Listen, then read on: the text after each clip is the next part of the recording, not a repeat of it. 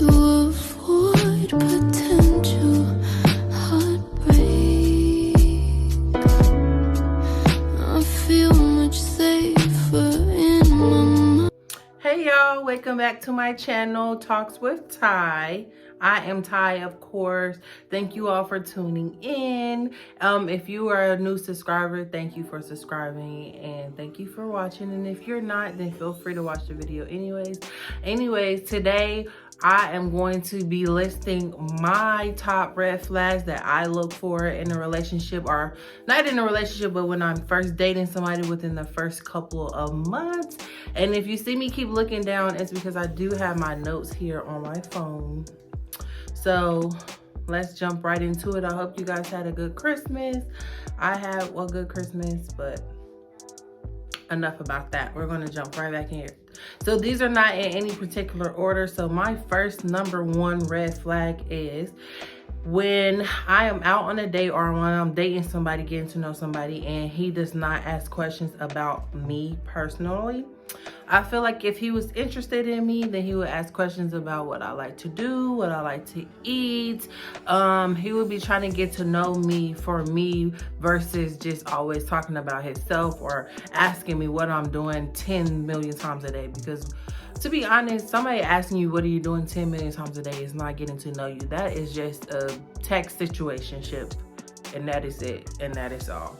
That just means that indirectly he is not interested in you. So number two, he does not ask you to be exclusive after about 2 or 3 months. So that is a red flag for me, because that means that you're going to just waste my time ultimately. Because if you wanted to be exclusive, then he would ask you, oh, you want to be my girlfriend, or do you want to keep dating me and just be exclusive, which means it's just me and you dating. So if he is not asking you, that big red flag.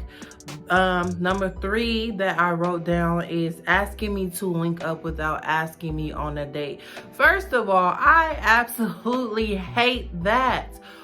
I hate that when men do that. They ask you to chill, they ask you to link up, and they don't ask you out on a date. If you're not being asked out on a date, big red flag, because ultimately that's going to lead to a situationship or friends with benefits, or just friend zone him, or just leave it alone.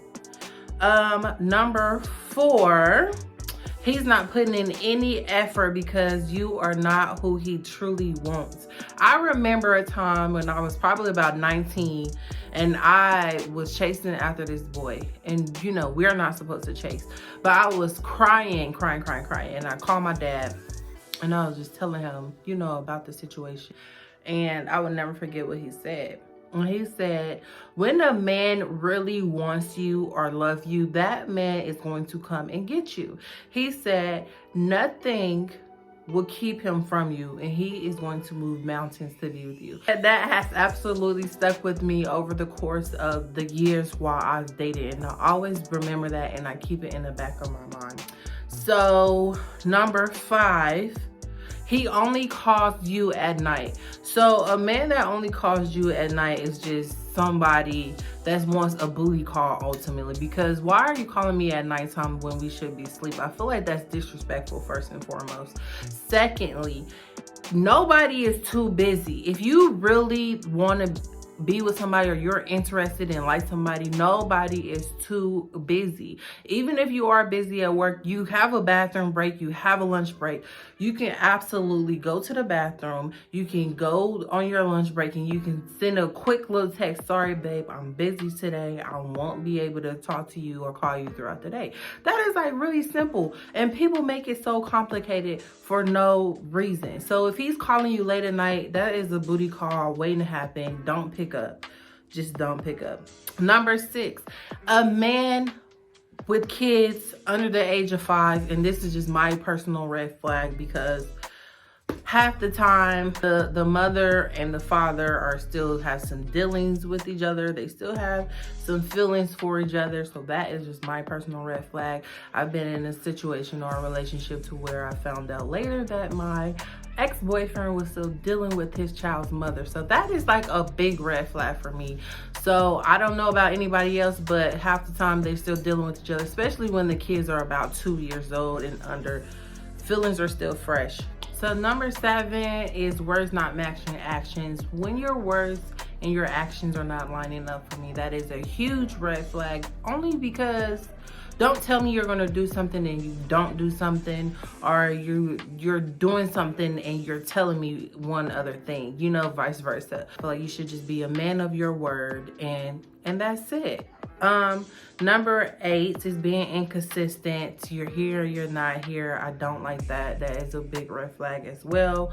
Number 9, which is the last one that I did put on my list. If a man is ghosting you, if he ghosts me, meaning if he ghosts me for a week or 2 weeks and then try to come back like nothing happened, that is a big shiny red flag. Because why are you letting somebody pop in and out of your life and be, again, inconsistent, which what I said in number 8? Because I feel like if a man wants you, he's not going to leave you. He's going to want to communicate with you. If he wants to be with you, he's going to make an effort. He's going to want to see you. He's going to take you out on dates. He's going to bring you flowers to woo you, because men are natural hunters. So if he's ghosting you and you've had sex with him after a date, just, sorry to say this, but just count it as a loss. Cry, do whatever you got to do to get over it. Cry with your friends, talk about it with your friends, and just wipe your tears and move on, because obviously it's not you, it's him. It's already showed you that you do not matter to him, that you are not a priority to him, and that he's not taking things any further with you whatsoever. So just go ahead and go about your life. And be realistic, you know what I'm saying, with what you see. And not every man is like this. I don't want to say this is all men. Not every man is like this. So be cautious, be leery. Like I said, these are just some of my top red flags that I actually look for. Not all men are men. Not all men are fathers. Not all men are husbands. And not all men are bad. This is Talks with Ty. Thank you guys for tuning in. Like, comment, and subscribe, and I will see you guys in the next video.